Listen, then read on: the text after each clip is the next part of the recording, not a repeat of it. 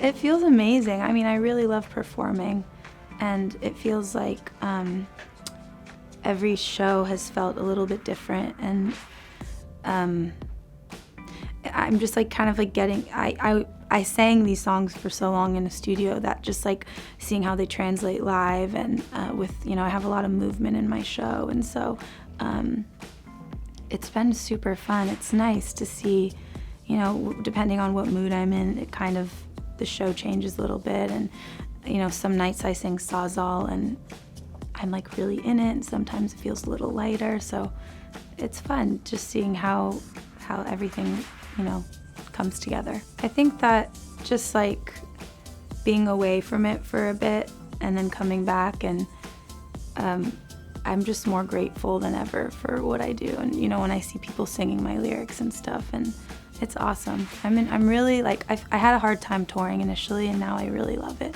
You have to find your groove with it.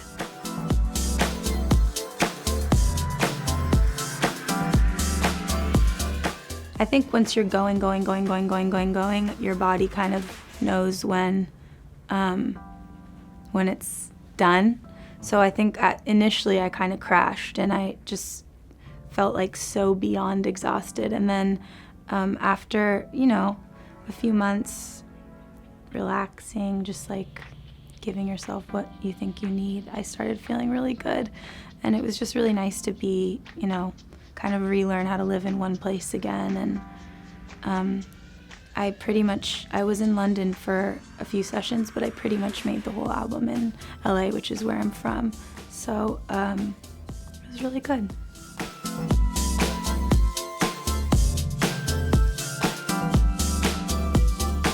Till Now is actually the last song that I wrote on the whole album.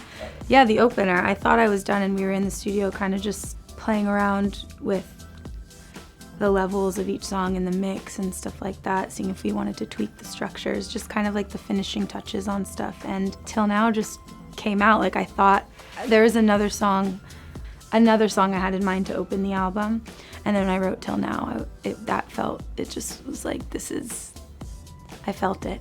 It was like one of those songs that came together in like 2 hours and just like barfed out of me.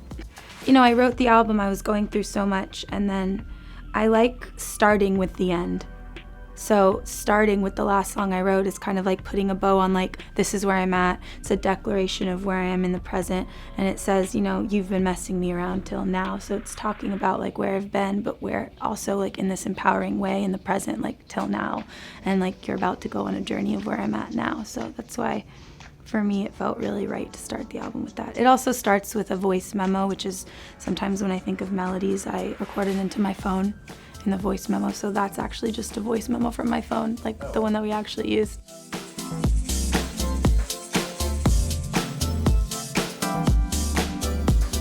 Yeah, I feel like I'm feeling definitely more at peace with myself than ever before. I feel freer. Like when I'm on stage, I even feel more present because I'm not thinking so much like, what is this looking like? How is this sounding? I'm just kind of in it more.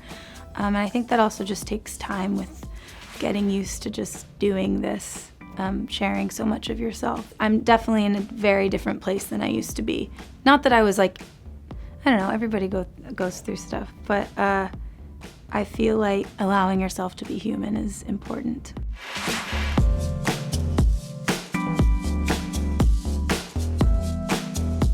No, actually, not at all. I felt really ready to start fresh with somebody, and it was just felt really natural, you know. B.J. Burton and Buddy Ross and Hudson Mohawk, Paul Epworth I worked with on a song. He's incredible. And yeah, I feel like making music is really intimate, so I don't really have so many people on one project because it feels like a therapy session every studio session that you have.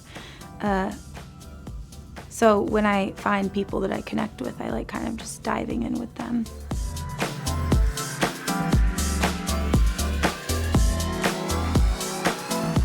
Writing music and writing poetry, they both fulfill me. It's like they funnel into the same cup, but they come from different places. But they also come from the same place. Like, it's more just like the voice I speak in.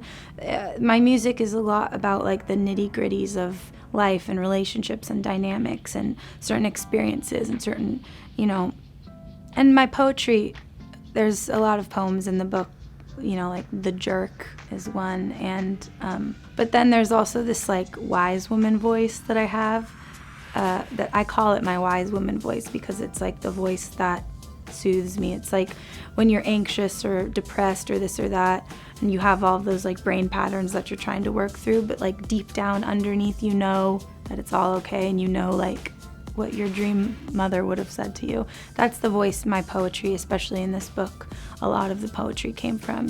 Generations of Women from the Moon is what it's called, but the first poem, it's a 2-part poem, and it's The Willow Tree and May Teaches Her Daughter. Those are the 2 parts, but it's called Generations of Women from the Moon. And then Ode to the Gray Zone is another poem that is really special. I think it closes the book.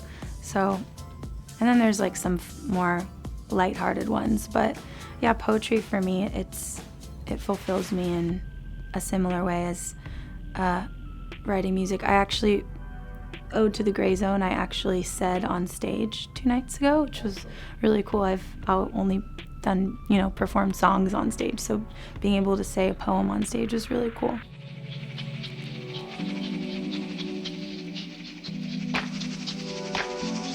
My last tour, I opened with a poem, but it was like I had recorded it and put some music behind it, and it was like a cool intro when I walked on stage, and it set a vibe. But I've just, in the moment, I have a string quartet playing with me in these shows, so while they were setting up, I was like, I guess I could say a poem now while they're just setting their thing up. Hey guys, thanks for watching. Make sure to subscribe for more videos from your favorite artist. And while you're here, check out these other videos.